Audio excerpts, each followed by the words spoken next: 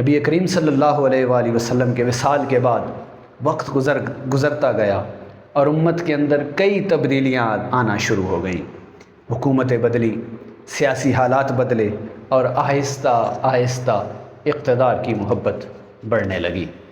حق کہنا مشکل ہوتا چلا جا رہا تھا، عدل کمزور ہو رہا تھا اور دین کی اصل روح متاثر ہو رہی تھی۔ امام علی مقام امام حسین علیہ السلام یہ سب حالات دیکھ رہے تھے۔ آپ جانتے تھے کہ اگر آج حق خاموش ہو گیا تو کل آنے والی نسلیں سچ اور جھوٹ میں فرق کرنا بھول جائیں گی۔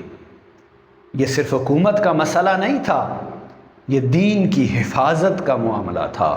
اس لیے امام علی مقام نے دنیا کو یہ پیغام دیا کہ مومن صرف اپنی جان بچانے کے لیے نہیں جیتا، بلکہ وہ حق کو زندہ رکھنے کے لیے جیتا ہے۔